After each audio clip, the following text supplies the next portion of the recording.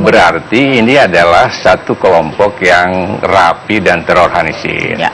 Sebab dia bisa tahu ini namanya kan tidak itu di paspornya. Ya. Dia bisa mengikuti perjalanannya sampai kepada titiknya dia jam berapa harus ada berangkat ke sana.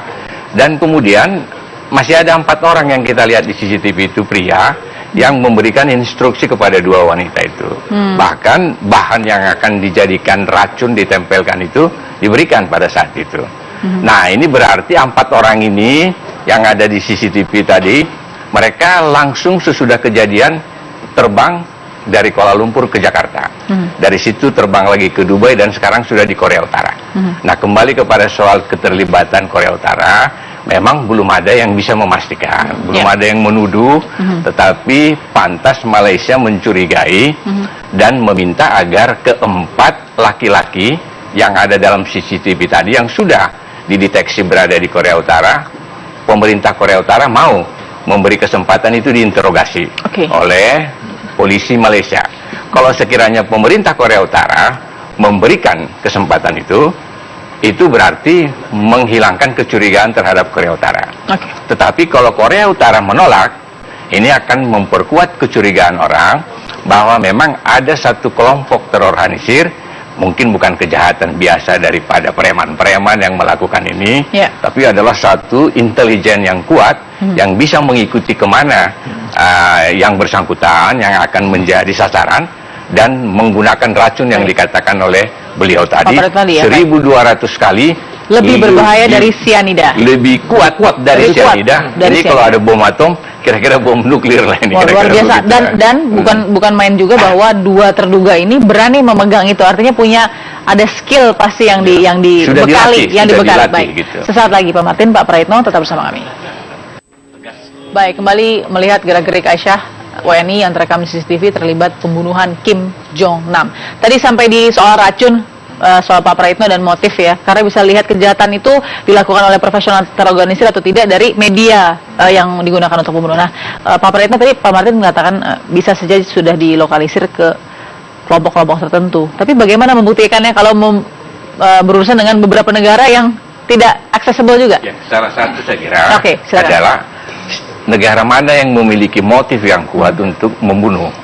Nah, dari seluruh analisa kan hanya negara Korea Utara yang memiliki motif yang kuat. Bahwa tadi sempat tinggal 10 tahun di Cina, Kim Jong Nam tidak masuk analisa. Selama ini kan Cina melindungi Kim Jong Nam. Memang Cina itu melindungi Kim Jong Nam ya. Kim Jong Nam. Dan Kim Jong Nam ini pernah nulis surat kepada Kim Jong Un supaya dia jangan dibunuh gitu. Dia pernah nulis surat sama gitu. Nah, tadi mengenai bagaimana suatu operasi itu, kok mereka tahu sih si Jong Nam ada di pergerakannya.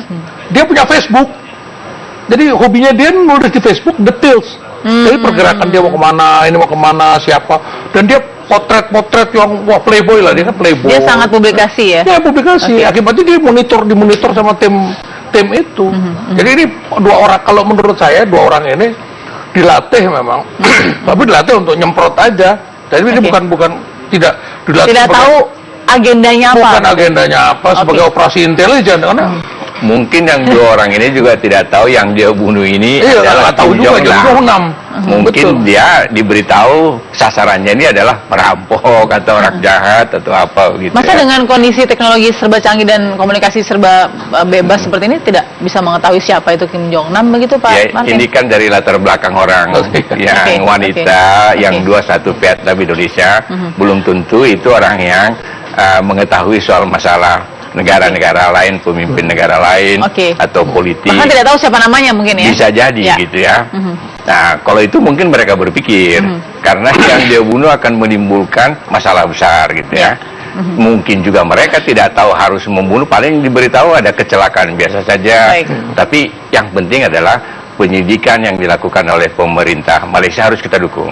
Di situ kepolisian harus tetap membangun akses Kementerian Luar Negeri agar kita bisa mengetahui, jangan sampai kalau memang betul Siti Aisyah ini hanya korban atau kambing hitam begitu ya. Kambing hitam saja dari kejadian di Malaysia ini. Satu hal, tadi Pak Martin ya? Martin itu mengatakan kita diharapkan Korea Utara menyerahkan orang. Kalau saya bilang ini suatu operasi intelijen, yakin ya, Pak untuk menghilangkan Kim Jong Nam, karena dia target, dia prominent target, ini target hebat. Kalau operasi intelijen itu sulit, biasanya dia berlapis, ya seperti agent, handler, support agent, dia menggunakan cat out. Cat outnya itu tidak akan ketemu. Jadi Malaysia itu hanya bisa jadi putus di 4 orang tadi Pak Martin ya? Putus di situ. Yang 4 pria tadi mungkin? Iya, nggak akan. Korea Utara, kalau emang itu operasi dari Korea Utara, dia tidak akan menyerahkan. Mungkin orang itu udah dihabisi juga. Ya, di situ akan menjawab pertanyaan apakah Korea Utara terlibat atau berperan besar dalam kejadian pembunuhan ini.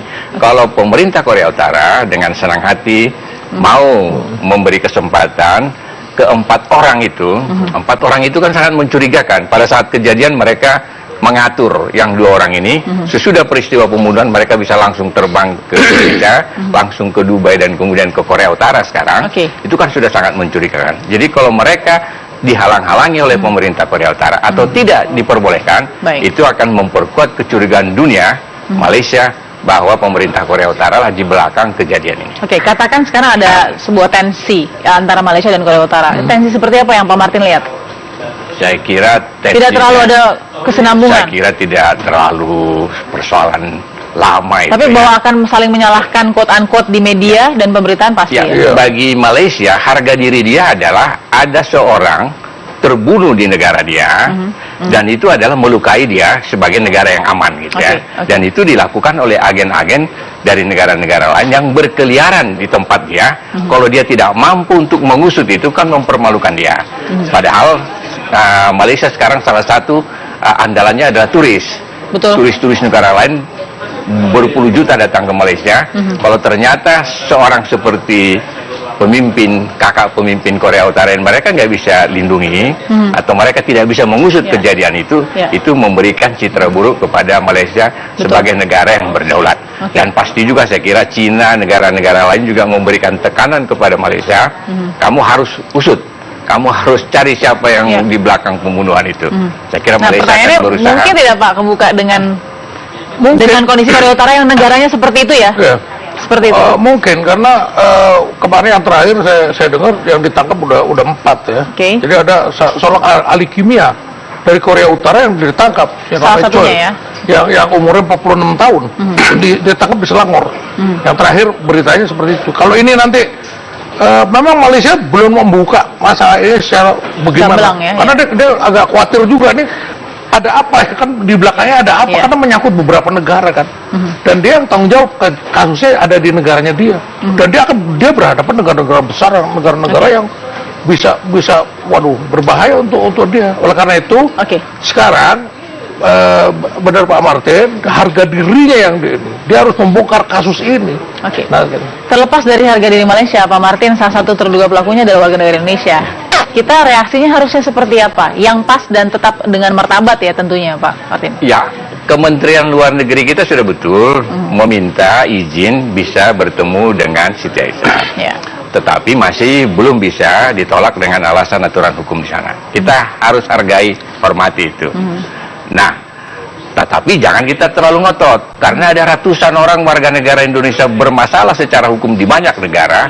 Kita tidak sengotot itu untuk membantu mereka. Jadi jangan kita terlalu ngotot, karena ini sudah soal besar, wajar-wajar saja. Yang bisa kita lakukan yang pas adalah membantu Malaysia menawarkan bantuan, bisa dalam kasus penyidikan itu, agar supaya Siti Aisyah bicara yang terbuka, yang jujur mengenai keterlibatannya di sana. Itu sudah akan sangat membantu. Nah kemudian kalau ternyata betul Korea Utara terlibat, Indonesia harus memprotes sekeras-kerasnya pemerintah Korea Utara.